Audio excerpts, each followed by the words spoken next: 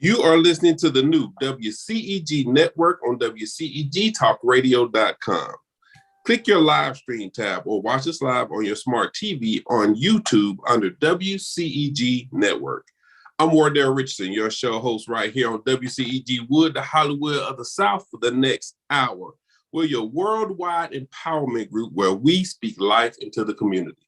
Like us on Facebook, follow us on Twitter and on Instagram at WCEG_talk_radio.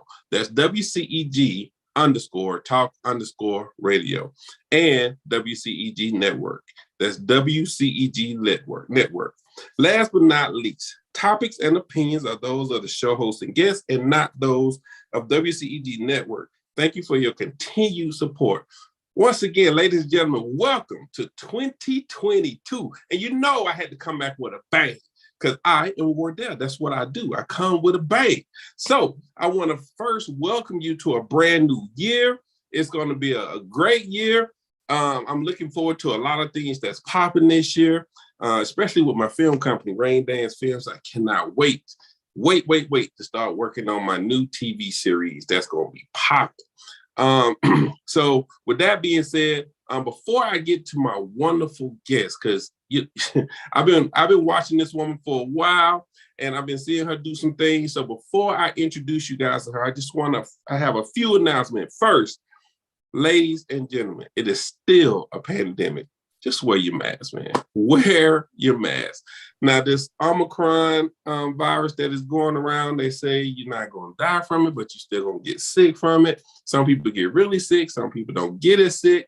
But still, wear your mask, protect yourself and protect other people. That's what it's about. Just protect yourself and protect other people. Secondly, if you have not yet been on Amazon Prime, Tubi, and seen some of the movies that I've starred in and produced, then you are sleeping. I have talked about this over and over and over and over again. So one of the movies that people always talk about is The 30-Day Rule. I've won awards for that one. It's a romantic comedy. You have to go check it out. It's hilarious. It was the only romantic comedy I've done, and it was one of the best projects I've done. So please check that out. Also, check out Addiction by Subtraction, Greed, and Flesh. They are all on Amazon Prime. And on the Bios, you can check out The Last Time. I think it's still on there. I talked to Tiffany Hill, but The Last Time is a domestic violence movie that I did. Won several awards for that movie. And I starred in that movie with my good friend, Reese Odom. So shout out to Reese. And we've been friends for a very, very long time. But that movie has won many awards. We did our thing in that, and I'm very proud of it. So if you haven't, go on this app called Bios and check it out. It's $4.99 to just order the movie and watch it. Also, A Killing Secret is on Amazon Prime. That was my directorial debut, and it has been winning awards all through Hollywood, all through Atlanta. It has been doing this thing. I was very excited about that. Had some star people in it. I'm very proud of that project. It was a lot of work, a lot of work. But it's a feature film, full feature film, and it came out really, really well. So if you have not yet checked out A Killing Secret, check it out. It's a huge twist in that movie. It's going to blow your mind. You won't be disappointed. Lastly, 2022 started off good for some people, but it also started off kind of rocky because we had some very big actors that passed away right at the end of the year. First of all, I want to give my condolences to all these people who I'm about to name. First, I want to name Betty White. She died in not this year, but December 31st. She died at the age of 99. She's familiar. She's known for Golden Girls. I really love her role in that. I used to watch it all the time. She's hilarious, and she was almost going to hit 100 years old, but she died at 99. My man, Sidney Poitier, died not too long ago. He died on January the 7th at the age of 94. He's best known for his roles on Lilies of the Field, Guess Who's Coming to Dinner, and In the Heat of the Night. If you don't know about Sidney Poitier, you sleeping. I'm just saying, this man paved the way for all the Black actors there are right now. He paved the whole way. So, my biggest condolences to him and his family. And then we got Bob Saget, who passed away. He's best known for Full House, died at the age of 65 on January the 9th, survived by his wife and 3 children. We had Calvin Simon, formerly founding member of Parliament Funkadelic. I didn't even know he passed away. They didn't even talk about it, but he's one of the founders of Parliament Funkadelic. He died January the 6th at the age of 79. Jesse D, member of the group Force MDs. Now, one of my favorite songs is Tender Love. Tender Love. I mean, I don't want to get all into it, but that's one of my favorite songs. And he passed away. He's one of the founding members on January the 5th at the age of 57. So my condolences go off to all these people. I'm sure there was others I just haven't gotten to them, but my condolences go out to all of them. They have paved the way and have done so many amazing things in the industry of film and TV, music, you name it, they have been there. And so to start this year off like that was very hurtful. But, it's just one of those things, we hope to stay and continue to thrive and continue to build and create new material, but sometimes sickness takes over, life takes over. It's just what it is. So my condolences go off to those people and their families. And that is the end of my news. Hate to end it off on that sad note, but I had to acknowledge those people because they were very important in my life. So and hopefully they were important in yours. With that being said, I want to introduce to you filmmaker and actress Jenn Blanton. I have been following her for a long time. She has been doing amazing work. I've just been watching. I say, you know what? I'm going to start 2022 off with a bang, and I'm going to call her and see if she's available. Well, thank you for calling, because yes, I'm available. Thank you for being here. I know you're over in Texas, right? Correct. I'm in the Dallas area. Okay. And I have a lot of friends and stuff out there. I shot movies out there all the time. So I love I've never been in one of your movies. We're going to talk about that. All right. Yeah, we're going to talk about that. But thank you for being a part of the show today, starting off the year. So I want to start off by letting everybody know a little bit about where you from, and if you're not from here, how you got to Texas. No, I am a native Texan. What? That's what I'm talking about. Yes, I was born in a very small country town in Texas. I won't say the name of that town, but I grew up in Port Arthur, Texas. Okay. So that's where I spent all of my babyhood, childhood, adulthood when I came to the Dallas area, first to Arlington and then to the Plano area. So yeah. Okay. So you born and raised there. What got you? What's got you in front of the TV? What was the first thing that got your attention and put you in front of the screen? It was actually church. Really? I started out singing in the choir. I was on the usher board. I was reading church announcements. In school, I did a lot of activities. I played in a band for years and years and years, played sports. So I've always had a desire and a passion for some type of performance, whether it be singing or acting or, commentating, because I've done reporting as well. It's kind of always been in my blood. So I was that child that was in the mirror with her hairbrush, baby doll, whatever I could find. And my mama was for me to be quiet. So. So entertainment was always in your blood, kind of. Exactly. Yes. Yep. Okay. And so you was in church, you was in the choir. So I'm assuming that they aired on TV and everything. That's how you got your face out there. No, no. They I were? was in a little small Baptist church. No, we were not on TV. But you mean as far as what was the first thing I did to be seen on television? Is right? That the question? Yeah. Oh, probably a commercial. I did not probably. It would be a commercial. Many years ago, late teens. I did a milk commercial. A milk commercial. Yeah, you know, milk does the body good commercial. Back in the day, that used to be the slogan. We don't hear that anymore, but that was the slogan back in the day. You remember it. So I did a commercial. Really wanted to do some modeling because everybody was like, oh, she should model. But for those that have never seen me in person, like I'm only 5'3", so I can't really anybody's runway, right? You know what? Your pictures make you look tall. I thought you was kind of tall. Because I'm lean.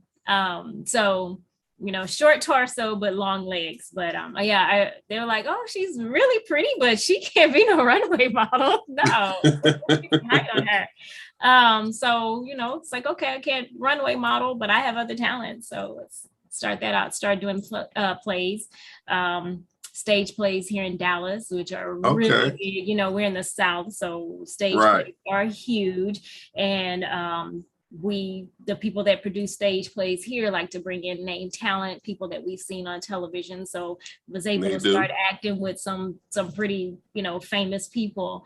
And it just kind of kicked everything off. And then I got offered to do sports reporting. That was fun. I saw that. So, and I actually saw some videos of you doing interviews. Sports interviews and stuff. So how was that? Because you primarily did the Dallas Cowboys and the Mavericks, right? Correct. The professional teams here in Dallas. Yeah. Mm-hmm. Right. And how was that? Because I'm talking about you interviewing some of the top athletes in football. And basketball. Right. Yes. It was absolutely amazing. It was, like you just said, it is the top. You can't go any higher than the NBA and the NFL. You know, that's the holy grail when it comes to sports. So to be fortunate enough and blessed enough to be able to be in that arena, you know, interviewing those very talented individuals and athletes was just a blessing. And it was absolutely amazing. I'm looking forward to doing it again. What was your most memorable interview? Interview? Right. With an athlete? Mm-hmm.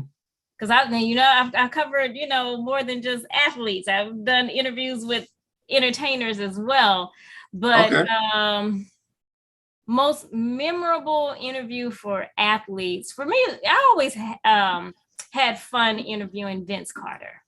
Okay. He was really, really good to interview, really fun guy, laid back. Not that any of the others weren't, but he was like my favorite to interview. Okay. And I've seen him do interviews before. I can see why you said that. He is kind of laid back, chill, easy to talk to. Mm-hmm. Yeah. So, yeah. He gave great interviews, really great interviews. It wasn't hard pulling information out of him. He's a good sport about everything. Now, I did some research on you. Oh, God. I mean, you went digging. Oh, yeah. I went digging. Now, am I right in saying that you are a certified clinical sexologist? Yeah. Mm-hmm. Okay. So you got to explain to me. Now, we can't be too graphic or anything, but explain to me, what is a sexologist? Well, a sexologist is someone, it's almost like a life coach in a way, but we have a little bit more credentials, but you are dealing with people that have maybe some intimacy problems and issues. And because believe it or not, there are a lot of people in this world that have those issues and intimacy. And we are talking about the physical act of intimacy. Right. Also emotional, but mainly physical. That is an important part of life. You know, it's not everything, don't get me wrong, but it is important. And there are people in this world, unfortunately, that struggle in that area. And it comes from different things. It could have been situations that happened to them when they were younger. Okay. Of course, we don't want to take the conversation there, but that's right. where it stems from. And they've come to a point in their life that they just can't move past those issues and they need help. Wow. Now, how does one get into that? Like, what makes you say, you know what, I want to do this. I want to help people with their sex life. I actually I spent some time in California for a few years, and I was fortunate enough to meet the very, very intelligent, very smart, dynamic Dr. Rachel Ross. And she was the only female Black doctor that was on the show, The Doctors. And that was her specialty. And she saw something in me and she thought that I would be a good fit for that particular practice. And so I listened to her and I tried it out. Wow. For me, I believe that for me to continue, I would want to focus more on, because a certified sexologist is someone that can testify in court for certain situations. And if I continued with it, a lot of students use it for pleasure. You'll see people that have I hope I can say this on here, the intimate parties, I'll put it that way, intimate parties and things like that. So a lot of them do focus more on the pleasure aspect of it. For me, it was something that I was more interested in actually helping people to move past their issues that they had with it. So I would want to take my skills more in that area versus the pleasure aspect of it.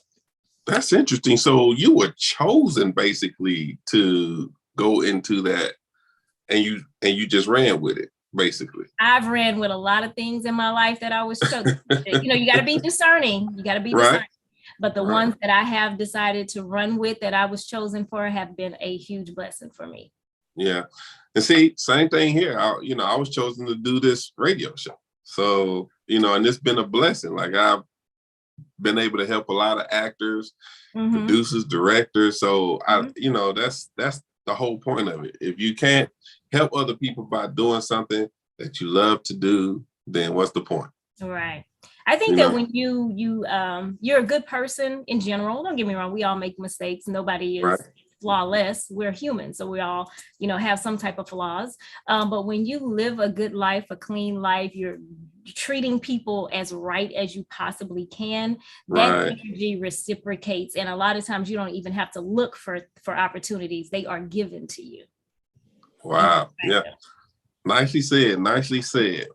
So how and when did you get into acting? Like, what was it that made you say, okay, I want to be on the big screen, I want to perform, other than theater? Because I know you say you did theater for a while, and I applaud you with that, because that's how I started. I started in theater, and I think anybody who get into the film industry should start in theater first, because theater is nothing to play with. It is it's hard work.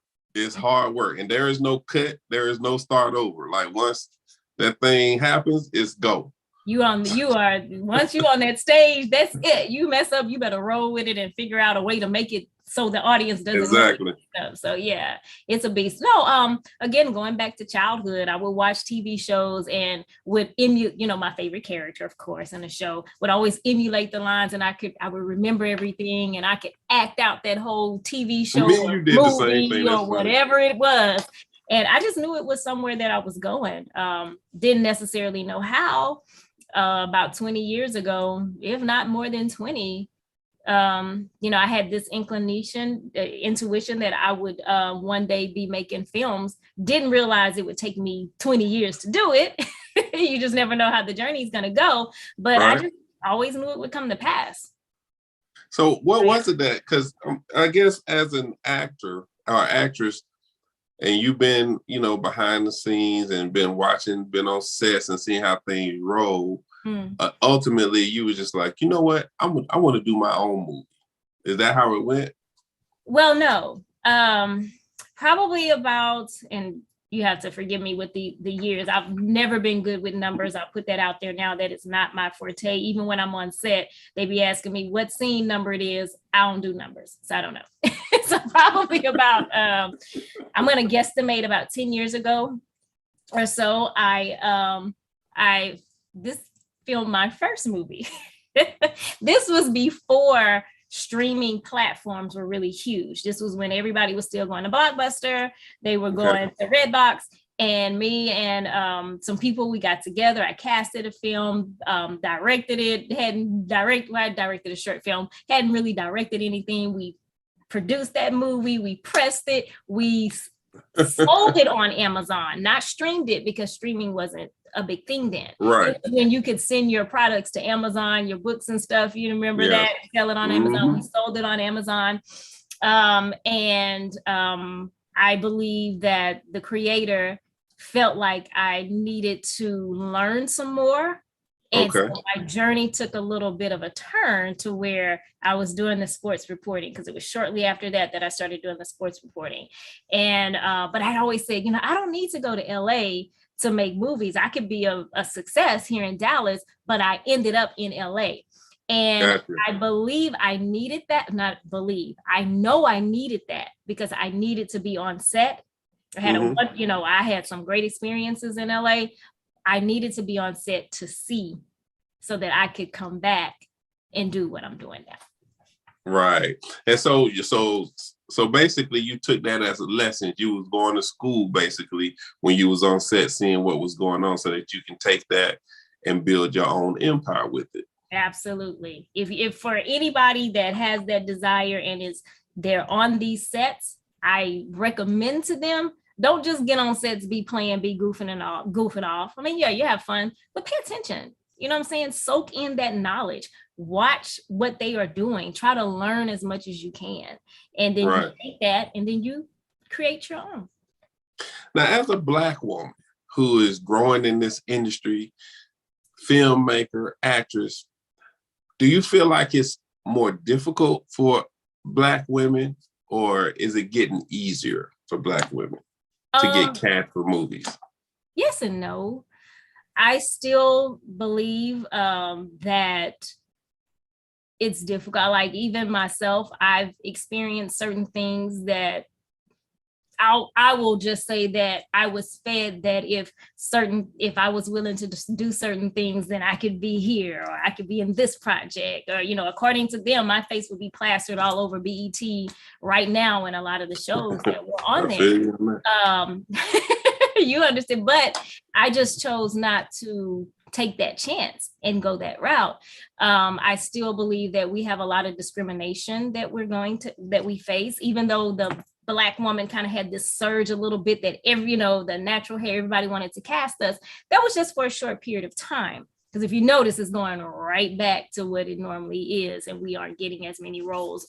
And although I know that I am of a lighter complexion, the lighter complexion women are being cast more so than the darker in ladies. That's true. One of the things that I've tried to be cognizant of with casting the females in my roles, people will notice I have cast a lot of women that are more melanated, because I personally just like, man, we have some beautiful sisters. Yeah. Why not give them an opportunity? Just because their skin may be a little bit darker than mine doesn't mean that they're not as, come on, they're beautiful. Yeah. So, I think when Black Panther came out, it kind of changed the scope of things a little bit.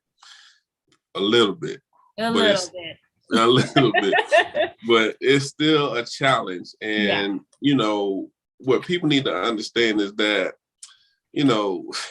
we got some talented Black women out here, some truly talented Black women. And, and I know it's a hard road, because, way back in the day, Black women, the first roles they had was being a maid in films.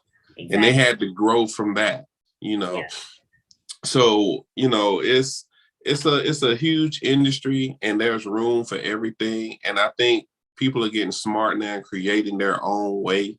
Yeah. And making their own way. And I think that's a huge plus, especially in this industry. Exactly. So what has been your biggest struggle in this industry? Being taken seriously as a woman. Like, it's that's, I mean, it's the same song and dance, but it is still the same song and dance, having a conversation, wanting to have a meeting, and I'm trying to talk business to you, and you wanting to take it, now you want to take it somewhere else, and dangling this carrot in front of my face, oh, you can have this if you're willing to do that. And it's like, I want to do business. If I want to talk to you about that, then I'll talk to you about that. But I'm here to do business. Take me seriously. Like, I haven't been doing this all these years just for nothing. I made a lot of sacrifices to do what I do. People don't understand that or see that, but it's a lot of sacrifice that goes on with what we do, even you in the media. I know, I think a lot of the younger people, the generation that we're in right now, they want everything to be so instantaneous. And it's not that way. Like, you really got to work for it. And I can't tell you all the things that I've done that I did not get paid for. Right. I mean, you know what I'm saying? Same here. Some big stuff you see me with, some big people that I may have made minimum wage for. And, so, but yeah, it's the same challenge. Just not being taken seriously as a woman. I think that's what it is. Did you deal with that also as a reporter for the NFL and the NBA? It was a little bit of a different beast, no, because in that aspect, I was the reporter for the station. So I was, of course, they took me seriously. But it's no, it was just a different beast. Yeah. Okay. Yeah. So what's been your... I'm gonna say this, I'm so sorry. Women reporters, they're kind of like a unicorn. What I'm saying? It's a male dominated industry. So when a woman comes along, it's like, oh, okay. She must got some skills. She must got some talent. And all of the ones that I've ever interacted with in that platform are very respectful. Okay, good. That's what I was wondering, because I know, I actually know a person who was in that field. Mm-hmm. And here in Atlanta, and she had the opposite situation. Oh, unfortunate. Yeah, so she got out of it. She just had enough and changed her whole career and everything. But she went through a lot. I can imagine, and maybe it could just be the city that I'm in, my experiences. I don't know. But I can imagine that happened. I can see that. Yeah. Now, you became a filmmaker at some point. I did. And you start shooting your own movies. Now, did you write your own movies as well? You wrote everything, or? The first two that are being released, no. Well, let me rephrase that. The first one is based off of a book. I did write the script, but I based it off of a book by the name of Chloe's Pocketbook's Diary. And that book is written by the wonderful Eniqua Russell. So we took her book and turned it into a script. And give us a little bit about that, because, when you just talked about it, your face lit up. So I want to know a little bit about the Chloe's Pocketbook. First of all, tell us what Chloe's Pocketbook signifies. We were talking about that earlier, and so since you did not know, I know the term from my grandmother and great grandmother and those older ladies, an older term. But a pocketbook is actually a certain part of a female's anatomy. And I'm gonna let you have that, okay? All right.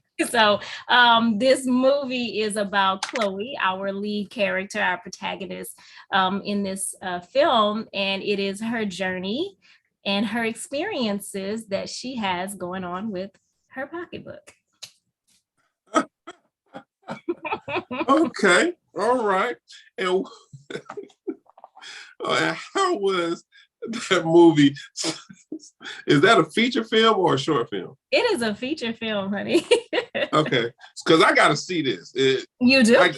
I've got to see this. So I'm sure you're going to premiere it in Texas at some point. I will fly out there to see it. Absolutely. We are having a premiere on February the 24th at the Studio Movie Grill in Spring Valley. So if you're available, you are more than welcome to come out. But it will be released. It's distributed through Maverick Entertainment. So it will be released in March. Man. Oh, and by the way, once I promoted you on my social media and everything, Maverick Films hit me in my inbox, said I love Jenn. She's wonderful. Oh, So you got some love from all wow, aspects that's of the amazing. industry. Thank you for sharing that. I appreciate it. I love them. They've been really kind. Just working with them has been a pleasure. Just took a chance and, reached out, and I was telling Anikwa and the ladies, like, when we first started, I didn't know how we were going to get it finished. I didn't know how we were going to get it distributed. But like I said earlier, you live a good life, things just kind of come to you. And Right. we have distribution. It'll be out next in March. So yeah, we're excited. And that's the one that was, is that the one that was made off, done off of a book? Correct. That's done off of a book, again, by Anikwa Russell. So we turned that into a script. Wonderful cast. I have some newbies that people will be seeing for the first time and stuff. Our lead character, her name is Davina Works, who's playing Chloe. She's absolutely phenomenal. Cornelius Lewis is playing her brother. Her father's played by a gentleman by the name of Michael Weaver, Rocco. Her best friend, Jada Adams, who is a phenomenal singer. You guys will be seeing a lot more of this dynamic young lady in the future. Lauren Harrison is a friend of hers. Jeremiah Clark is a phenomenal actor out of New York. He was humble enough to come and do this film project for me, but somebody that I'm really, really excited about, two more I got to name, Nasu, who plays the character Queen. Queen is Queen Pin, and she is she is running this family, baby, with an iron fist, and I love it. I love it. Her and another young man by the name of Tajik, who is just going to be taking off and doing some amazing things with his career as well. So I'm really excited about this cast and what they did and what they were able to do for me. And I'm really thankful that they were in the project. Juanita Wilson is also, she's our antagonist in the story. So you got to have now that's interesting. I know Nasu. I've been out there and saw some premieres in Dallas. I support quite a few people out there that does film, and so when they have a premiere, I try to fly out there and support and everything. So yeah, I know who she is. Well, you need to come back, because this Nasu that you're going to see in Chloe's Pocketbook Diary is not the Nasu you've seen before. Oh, really? Trust me when I tell you. Okay. The problem is I will be out of the country at that time. So hopefully you would be doing the premiere again at some point, because it'll probably be out by the time that you return. So by the time you return, or even wherever you're at in the country, just turn on the TV and you'll be able to watch it. Okay. Because you said 25, like, I will be out of the country next month. So but it's for good reasons. Yeah. So, and what was the other movie you was about to mention? A couple of other movies that you've been working on. The second movie that will be released later this year through Maverick Entertainment as well is called Just Between Us Girls. Another one with Jeremiah Clark, my friend from New York. I'm actually co-starring in that film. Okay. Jake Smith again, Brittany McGee. We have Nadira. So yeah, pretty great cast in that one as well. Okay. Now I know you did a movie not too long. You did a movie and you had one of my friends from Atlanta in it. Mm-hmm. And I know she mentioned it to me that she did a movie with you. So congrats on that. I'm sure I can't wait to see that one too. Yeah, thank you. That was the one, Just Between Us Girls. It'll be out later this year. Nice. Okay. I look forward to seeing that. Now, so you're a filmmaker. What's the next big thing for you? Because you actress, filmmaker, what else are you trying to get into that's pertaining to the film industry? Oh, just continuing to build the catalog that I have. The next few films that I release, I will be taking more of a lead role on those, just because that's something that I really have a desire to do. The first two, it's like, okay, let me direct more. The next two, maybe three, I'll bring in another director and, I'll do more acting, but it'll still be produced under my production company. I have right now in my catalog like 10 films. So I'm going to be devoting the next several years to getting all those films done. Hey, now, you was talking about being in my stuff. I'm here if you need me. Okay, all right. So now I have a fun question for you. Okay. If somebody was to call you tomorrow with a role, the ultimate role, and it's a role that you've always wanted to do, a role you always wanted to play, and you just like, I have got, if they call me about this, I'm doing it hands down. That's my role. That is my role. What role would that be? I can only pick one. I'm sure there's many, but what's your top role? I would love to do like, can't remember her name. I think it's Kate. Like, I can't remember, but Underworld. Okay. The vampire movie. I would love to have had that role. So you just want to beat people up, kill people? No, not that was vampire and wolves. So no, that's what I'm saying. Like, because those creatures that were harming people, so not actual people. Because it's like badass, type. Yeah, I got you. Now, most women want to either be a superhero or they want to hurt people. They want to beat people up, not just laugh every time. We don't do that in our girly day-to-day living. That's what acting is about. You're supposed to, step into someone else's world and not your own. That is true. Now, how are you taking any classes, and how important is it for you to continue to take classes and learn the craft? It is absolutely important. Right now, I'm not taking any acting classes. I'm doing a lot of film study. One of the things that I will say I need some improvement on is, which is why I'm so, I'd have to mention my wonderful DP cinematographer. Her name is Nicole Simmons, and she has really been my right-hand woman with that, because I'm just not really good with knowing the technicalities of shots. I know what I want. I know how I want it to look, but she's really good with, she went to film school. So one of the things that I'm doing right now is brushing up on my knowledge of shots and lighting and things of that nature. So that's what I'm immersed in right now. And then reading more books on directing actors.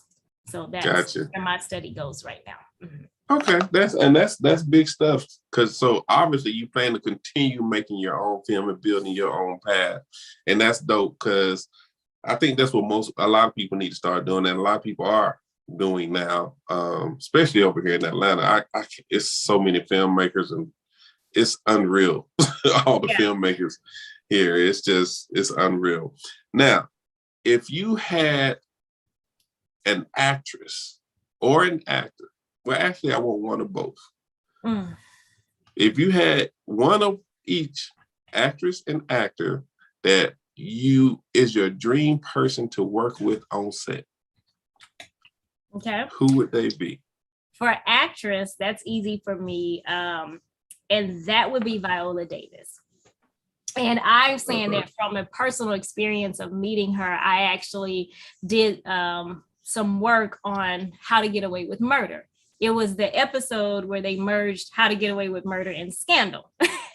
So I met both her and Carrie, but I was in the How to Get Away with Murder side. So I played a reporter, and my job was interviewing Annalise Keaton. And so just having that experience with her, she was just phenomenal. She was so kind. She was fun. She was informative. Watching her work was just, outstanding. Just, it was just amazing. And I would love to be able to be in a scene with her where I'm actually, going with her and learning from her and absorbing from her and taking in whatever wisdom she could pour into me in that moment.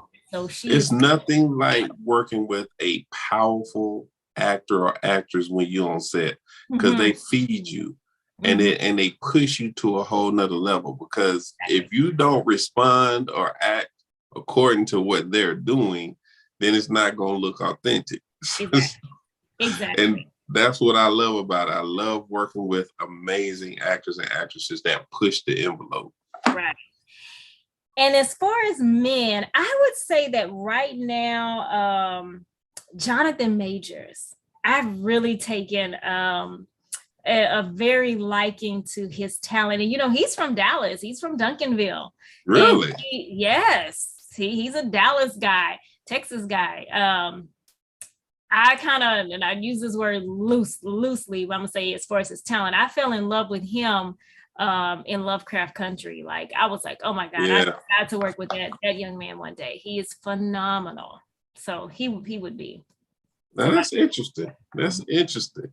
I've heard a lot of people mention different actors and actresses, but he's different. But he is someone that I believe is not getting the credit he deserves. He's starting to now.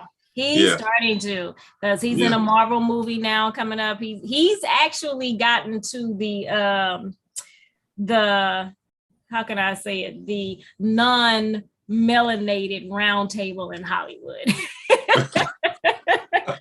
There is that table. Yes, and he's been in some interviews of those, so he's starting to be recognized. He's going to be a force to be reckoned with, definitely.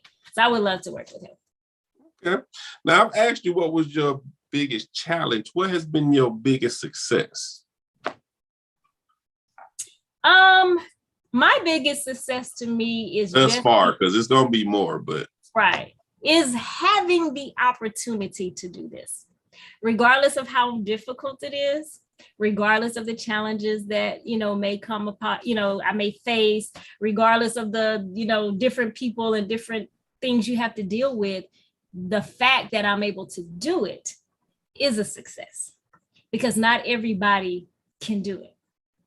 Not every woman that wants to be a sports reporter can say that they've had that opportunity. They've been in the locker room and they've had these interviews, or they've been on the court, or they've been on a field. You know, there's people sitting, you know, in their home right now wishing that they could make a movie, wishing they could get it distributed. And guess what? I've been blessed enough to do that. So for me, just having the opportunity, having the desire to do it, having the will to do it, and making some of those dreams become a reality is a success. Now, you said you worked where you met Biola Davis. Yes. And in meeting her, because that's somebody I want to meet too, so I gotta ask certain questions. Yes. I hadn't met her yet, but I would love to work with her too. She's one of my favorite female actresses. I have several, so it's hard for me to even pick one, but she's by far one of my favorite. What was it? So meeting her, you said she had great energy, and I mean, was she able to, you know, feed into you some knowledge about the industry and everything, or did you just meet her, take pictures? Like, I'm just trying to see how it went when you met her. Yeah, no, I didn't even get a chance to take pictures. And anybody that knows me knows I love taking pictures with the celebrities I meet. No, we were on set, and you don't do that on set.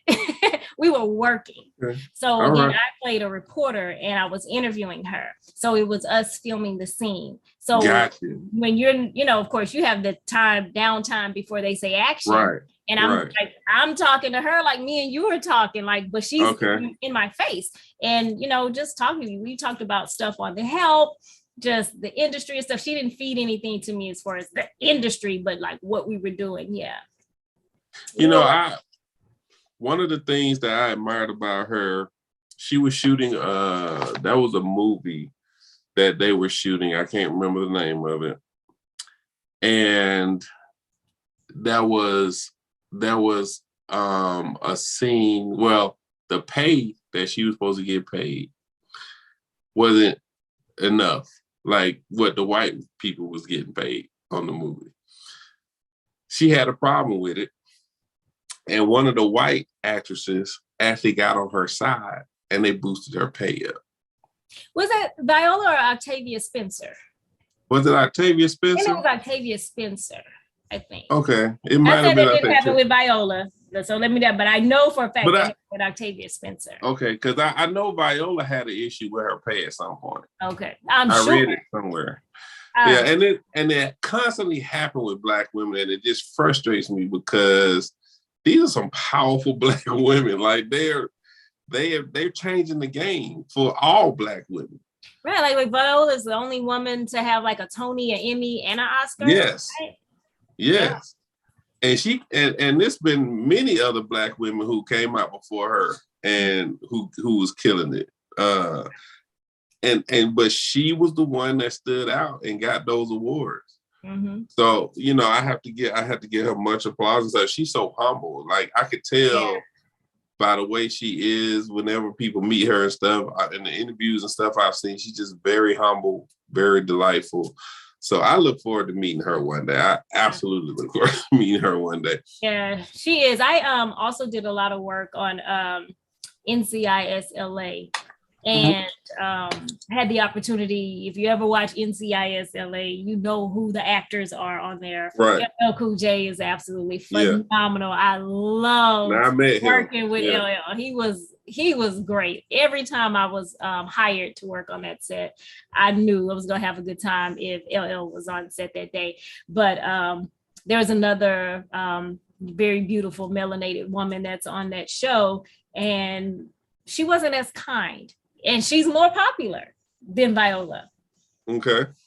And it just kind of goes to show for Viola's humbleness and the type of person that she is. And she's not overly Hollywood, nor is she threatened by another Black woman's existence. Because, the roles for us are far and in between. So I get it.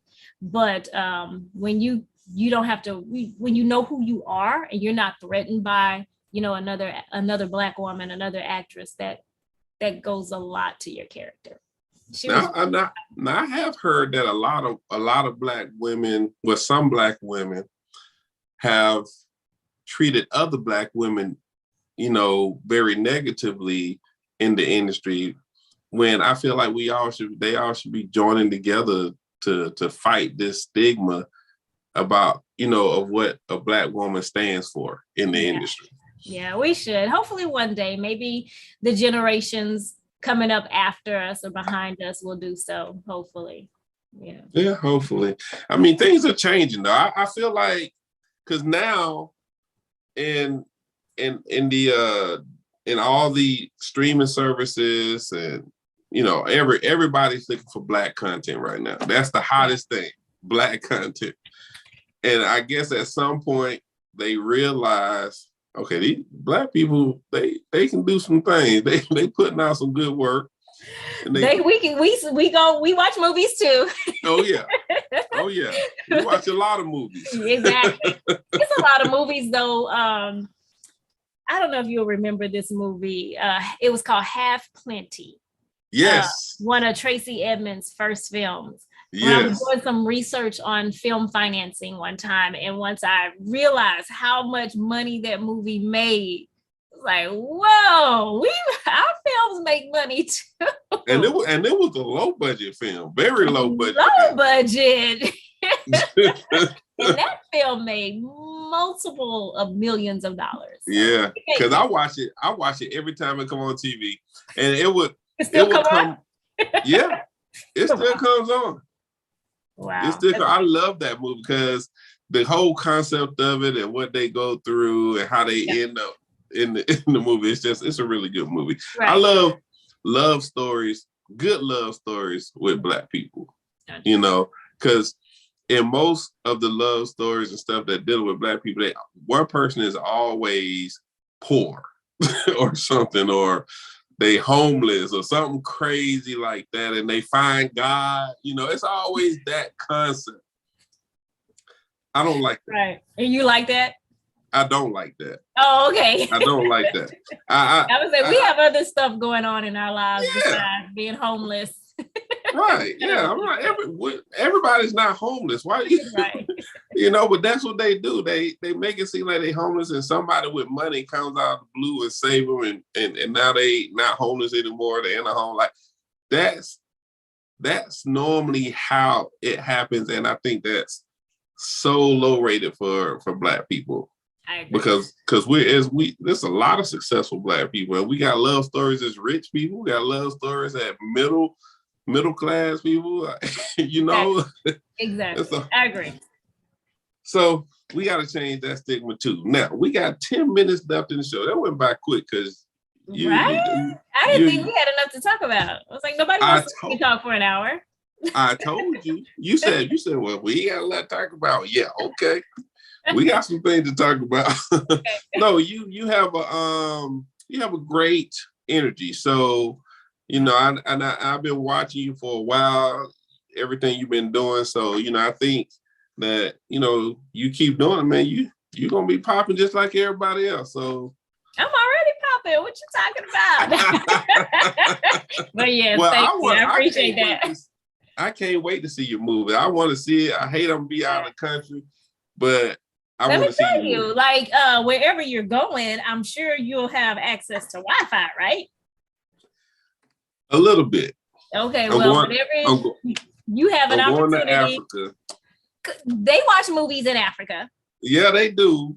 They stream movies. They got Amazon. They got Tubi. They got Hulu. That's what we'll be. Where I'm gonna be at, they were just getting Netflix.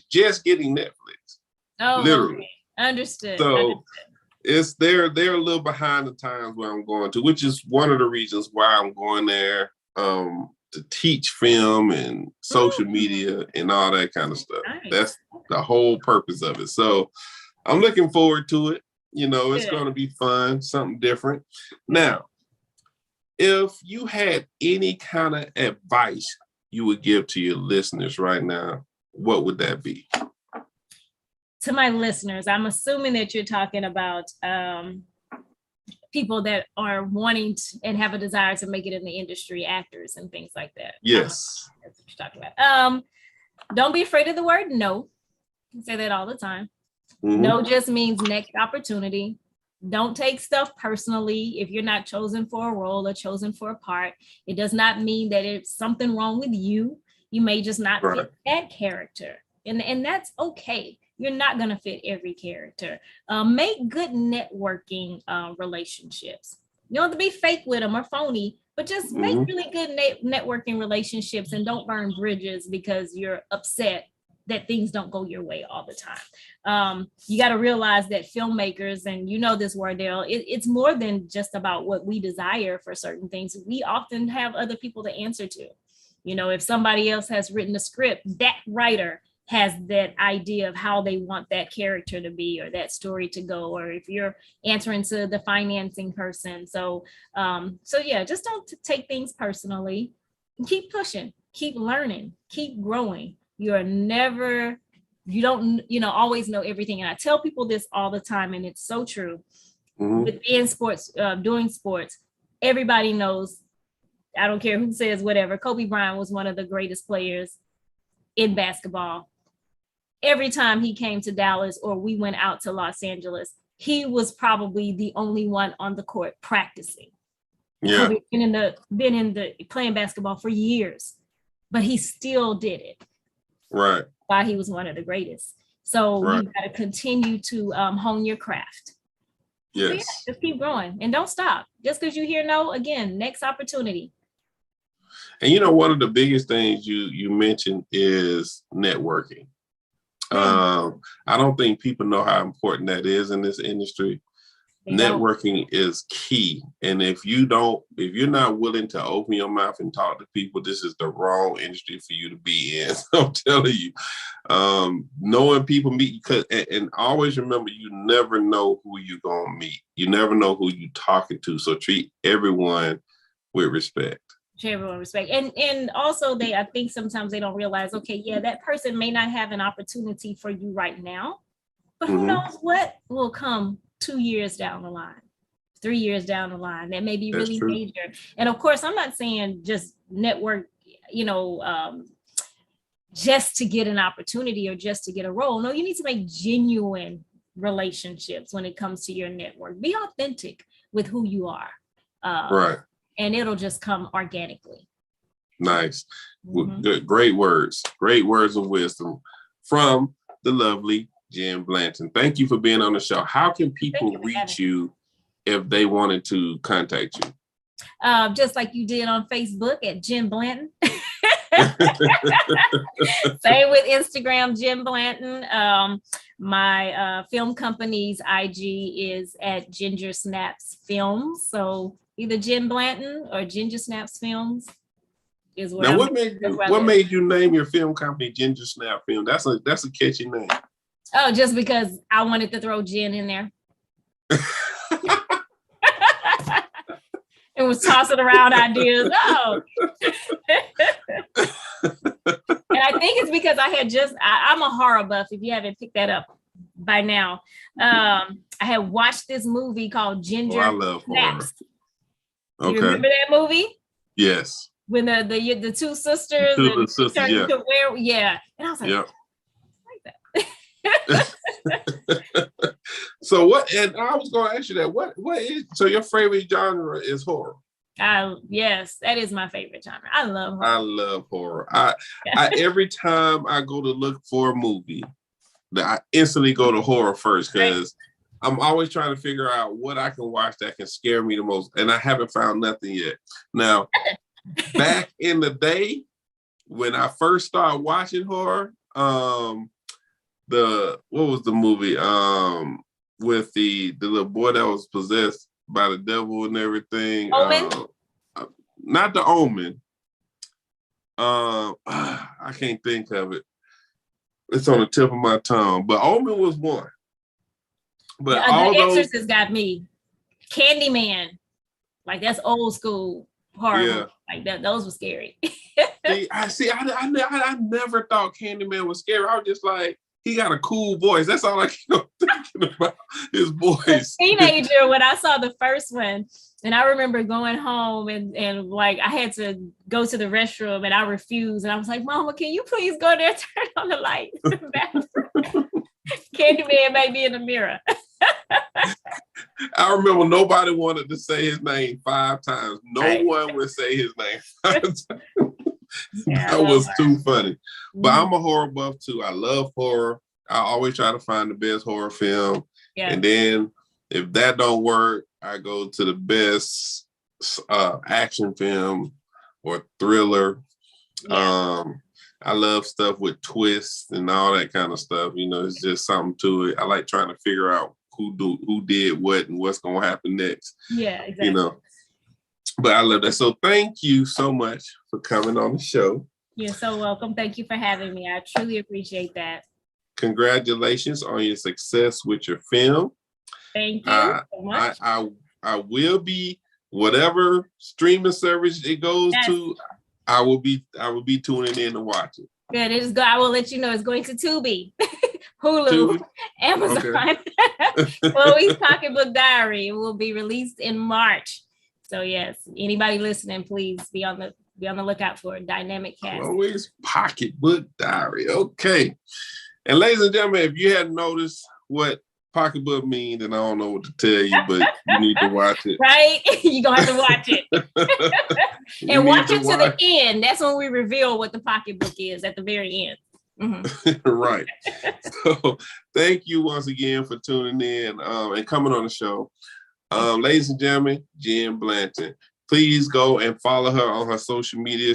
And I say this all the time. People, if you're in this industry, use your name. That's how people can follow you, find you. Use your name. And people can find you. So once again, thank you for coming on the show. Make sure you go and see her movie, Chloe's Pocketbook Diary, when it comes out. Go and check her out on the February the 24th. If you in Dallas, go check her out. If you're not in Dallas, fly there and go see That's it. Right. You know, whatever. I'm sure it's going to be dope. And make sure, if you don't make it there, to go and check it out. She just told you where it's going to be on Tubi. Tubi and... Tubi, Amazon, Hulu. Amazon, right now. Hulu. Yes. Okay. So make sure you check that out. Chloe's Pocketbook Diary. I'm Wardell Richardson, host of WCEG Wood Hollywood of the South. Thank you for tuning in. Hey, it's 2022. Let's make it a positive year and let's keep it rolling. God bless, and we'll see you next.